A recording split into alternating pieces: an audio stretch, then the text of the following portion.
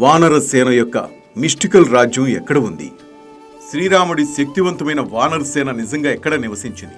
అది కేవలం ఒక పురాణ కథనా, లేక మన కళ్ల ముందే దాగున ఒక నిజమైన భూమినా? పవిత్రమైన వాల్మీకి రామాయణం ప్రకారం వానరుల రాజ్యం కిష్కింధగా పిలువబడింది. అక్కడ సుగ్రీవుడు రాజ్యాన్ని పాలించాడు. అక్కడే శ్రీరాముడు చరిత్రలో గొప్పదైన మైత్రిని ఏర్పరచుకున్నాడు. కానీ ఆ కిష్కింధ ఇప్పుడు ఎక్కడ ఉంది? మనం భారతదేశంలోని ఒక ఆశ్చర్యకరమైన ప్రాంతానికి ప్రయాణిద్దాం. కిష్కింధ హంపి ప్రాంతం. భారీ రాళ్లు, గుహలు, విచిత్రమైన శిలా నిర్మాణాలతో చుట్టుముట్టిన ఈ ప్రదేశం సాధారణంగా కనిపించదు.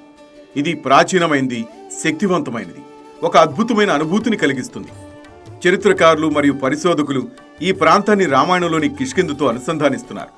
అక్కడి భౌగోళిక నిర్మాణం, ప్రదేశ వివరణలు మరియు తరతరాలుగా వచ్చిన స్థానిక విశ్వాసాల ఆధారంగా రామాయణం కిష్కింధను కొండలు, గుహలు, అరణ్యాలు, రహస్య మార్గాలతో కూడిన భూమిగా వర్ణిస్తుంది. అదే లక్షణాలు మనం ఈరోజు హంపి ప్రాంతంలో చూస్తున్నాం. కానీ దీనిలో ఇంకో లోతైన రహస్యం ఉంది.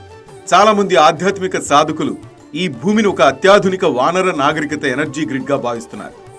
ప్రకృతితో సమన్వయంగా జీవించిన శక్తి, మేధస్సు మరియు సాధారణ మనుషుల కన్నా ఉన్నతమైన అనుసంధానంతో ఉన్న జీవుల భూమిగా ఇక్కడి గుహలు, ఎత్తైన రాళ్ల నిర్మాణాలు, సహజ శిలాకృతులు ఇవన్నీ యాదృచ్ఛికంగా కాకుండా ఒక ప్రాచీన శక్తి వ్యవస్థలా కనిపిస్తాయి.